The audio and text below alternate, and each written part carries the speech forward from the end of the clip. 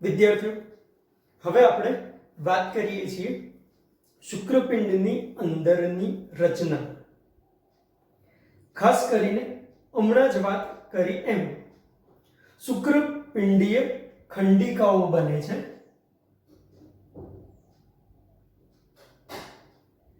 આશરે 250 જેટલી એટલે કે 250 જેટલી ખંડિકાઓ બને છે.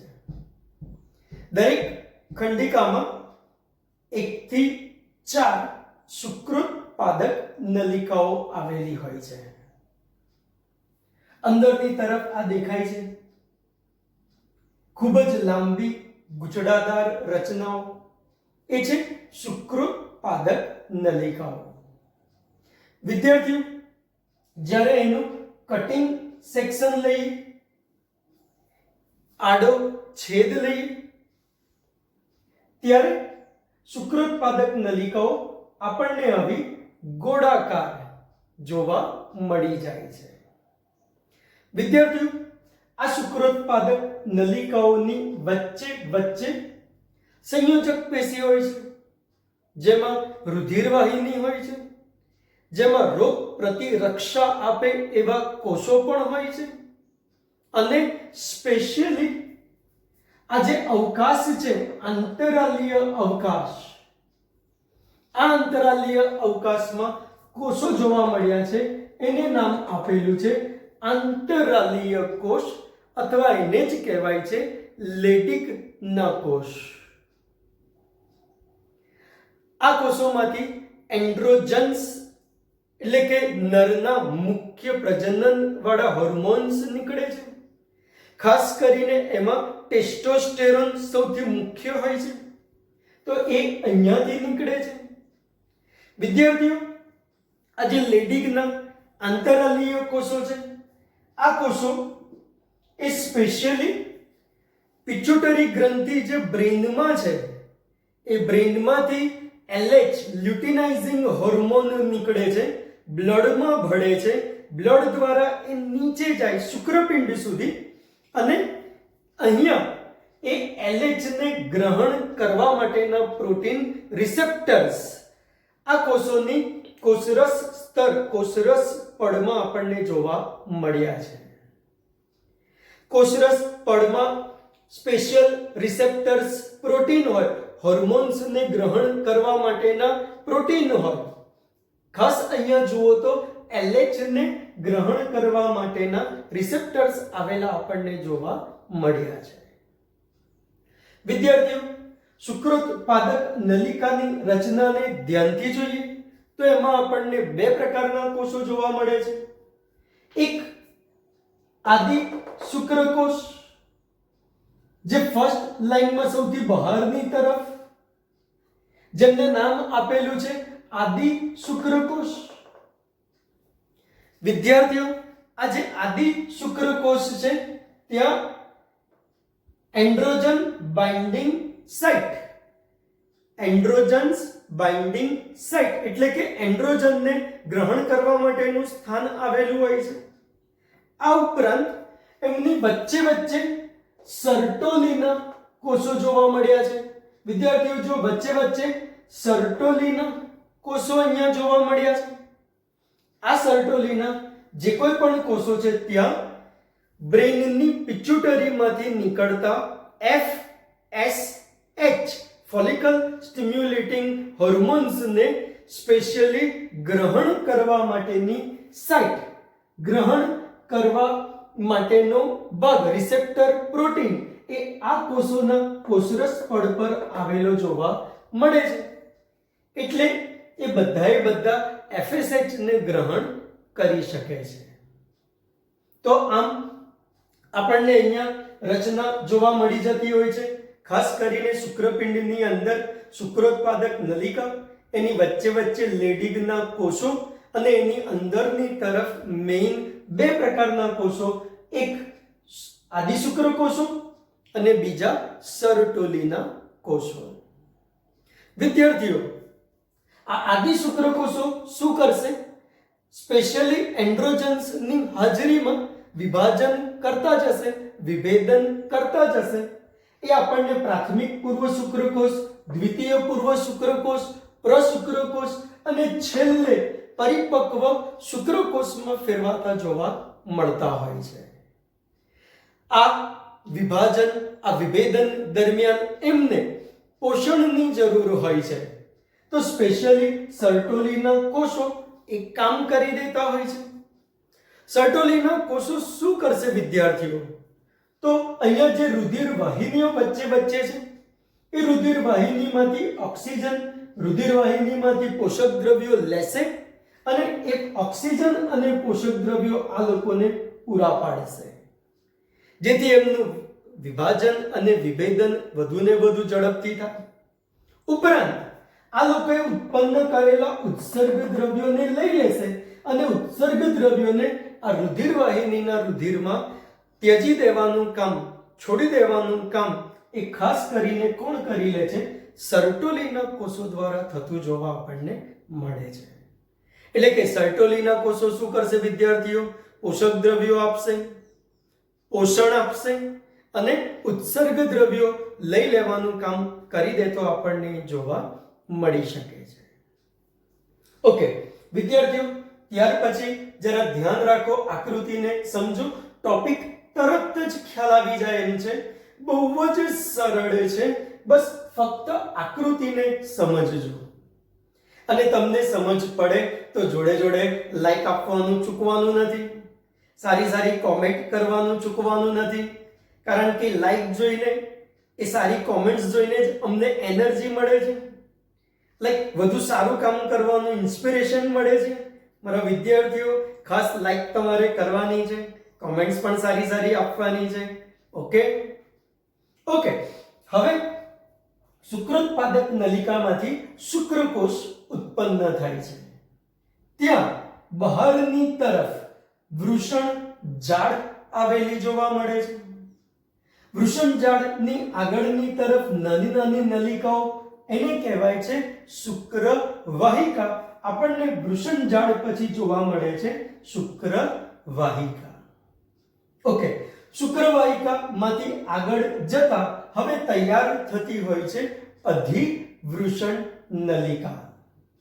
શુક્રપિંડની ઉપરની તરફ આવેલી આશરે 6 મીટર લાંબી પુષ્કળ ગુચડાદાર ગળીઓમય આ રચના, નામ છે એનું અધિવૃષણ નલિકા, જેના 3 ભાગ છે વિદ્યાર્થીઓ.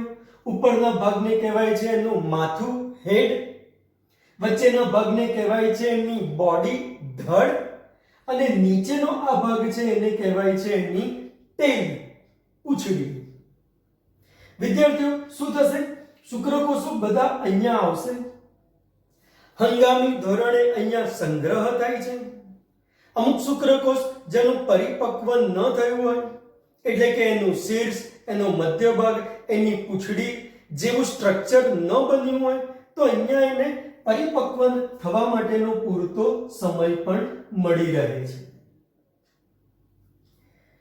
શુક્રકોષો અહીંયા પુષ્કળ સંખ્યામાં સંગ્રહ પામેલા હોય છે. જો આવા શુક્રકોષો શરીરની બહાર નીકળતા નથી તો ત્યાં ભક્ષક કોષો પહોંચી જાય છે અને ઘણા બધા શુક્રકોષોનું ભક્ષણ કરી દેતા આપણને જોવા મળી જાય છે. ઓકે, જ્યારે સમાગમ થાય છે ત્યારે વિદ્યાર્થીઓ, આ સંગ્રહાયેલા શુક્રકોષો જે અધિવૃષણ નલિકામાં છે, એ નલિકા એ સંકોચાય છે અને બધા જ શુક્રકોષો ત્યાંથી આગળ વધે છે અને શુક્રવાહિની તરફ જાય છે. જઈ શકે છે કારણ કે અહીંયા એમને તારકતા માટેની ક્ષમતા પણ પ્રાપ્ત થઈ ગઈ હોય છે, એટલે સરળતાથી એ તરતા શુક્રવાહિની તરફ આગળ વધી જતા આપણને જોવા મળી જાય છે. શુક્રવાહિની વિદ્યાર્થીઓ જુઓ, અધિવૃષણ નલિકામાંથી તૈયાર થાય છે.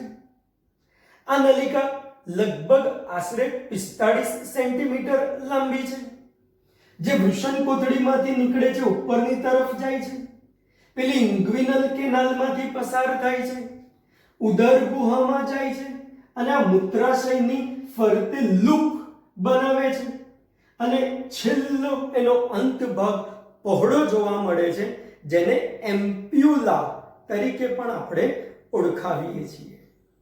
ત્યાં એ શુક્રાશયની નલિકાને મળે છે અને બેવની નલિકા ભેગી થઈને અહીંયા ખાસ સ્ખલન નલિકાનું નિર્માણ થાય છે.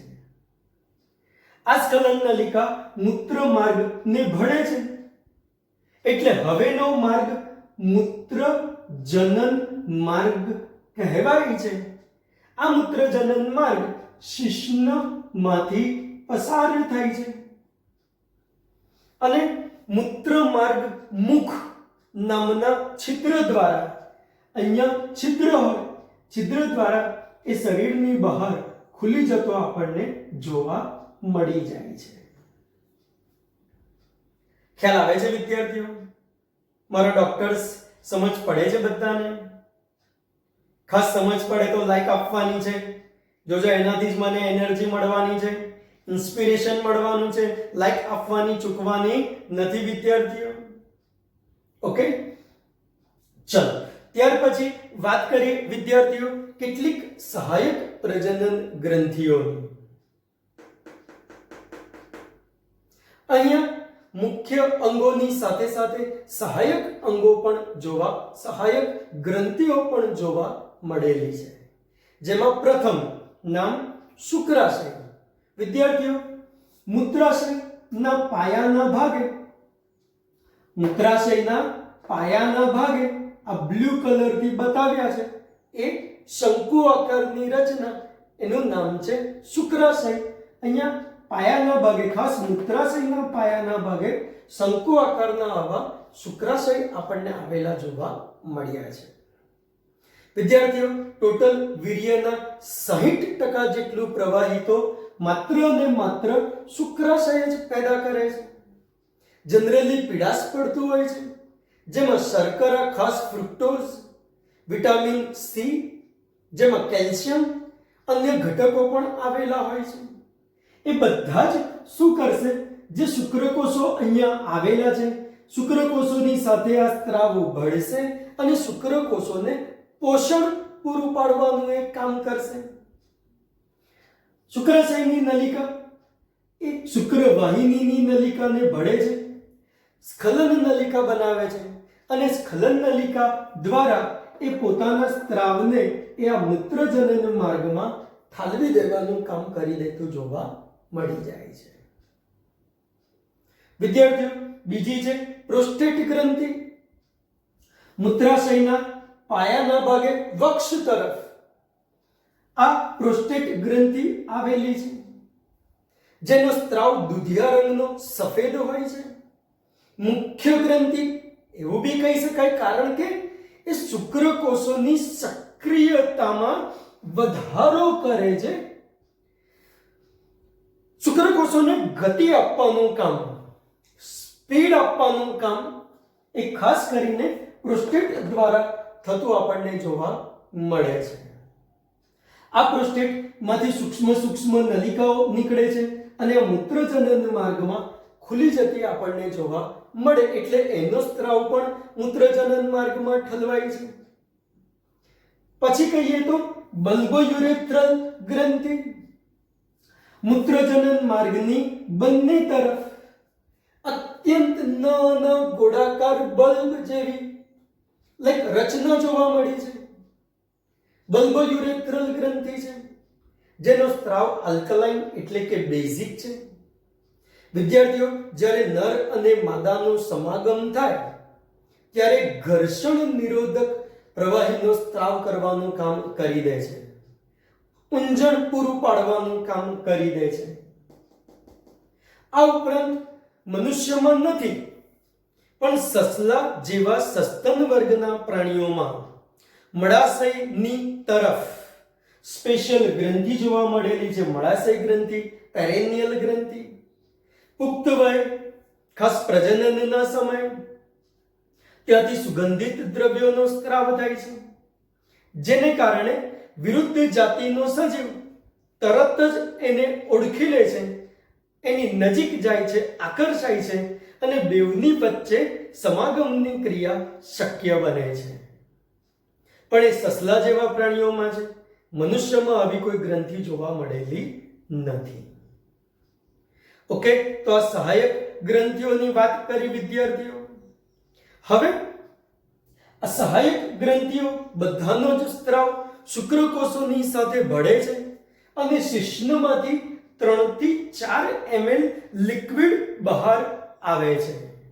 જ્યારે માદા સાથે સમાગમ થાય ત્યારે 3-4 ml દૂધિયા રંગનું જે લિક્વિડ બહાર આવે એ લિક્વિડને કહેવામાં આવે છે વીર્ય, જેમાં લાખોની તાદાદમાં શુક્રકોષો હોય છે, જેમાં પોષક દ્રવ્યો હોય છે, જેમાં ઘર્ષણ નિરોધક પ્રવાહી હોય છે, શુક્રકોષોની સક્રિયતા વધે એવા દ્રવ્યો હોય છે. આ પીએચ 7.2 થી 7.6 ધરાવે છે. આવા પીએચ સાથે જ્યારે વીર્ય શિશ્નમાંથી નીકળે અને માદાની યોનિમાં જાય તો યોનિમાં પીએચ હોય છે આશરે 3.5 થી 4. પુષ્કળ એસિડિકતા હોય છે. જો આવી એસિડિકતામાં એકલા શુક્રકોષો જાય તો તરત જ તૂટી ફાટી ભાંગી ભૂક્કા થઈ જાય.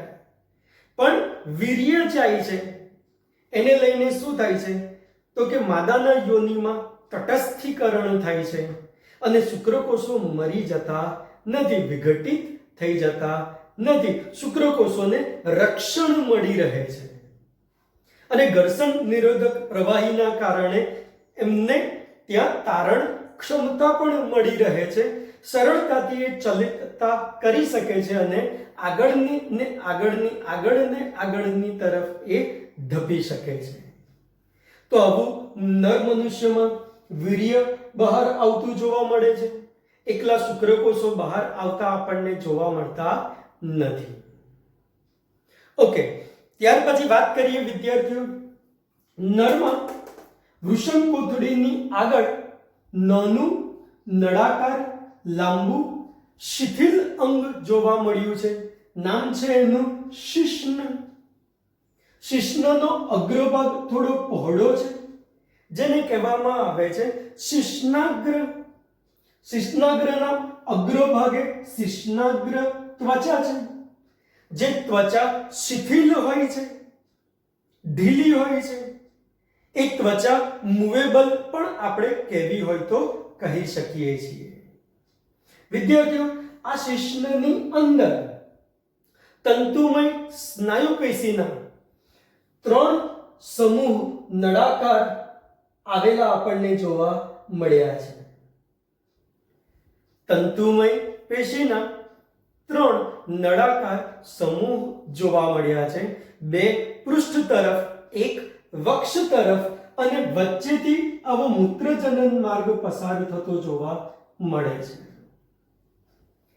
વિદ્યાર્થીઓ, એ 3 સમૂહ જે છે એને ઉત્થાન પેશીના સમૂહ કહેવાય છે, જે ખાસ વાદળી સદસ્ય રચના ધરાવે છે, એટલે કે છિદ્રો વાળી. ત્યાં ઘણા બધા રુધિર કોટરો જોવા મળ્યા છે. હવે નર માદા સાથે જ્યારે સમાગમ કરવા માટે ઉત્તેજિત થાય છે તો ત્યારે રુધિર કોટરોમાં આવીને ભરાય છે.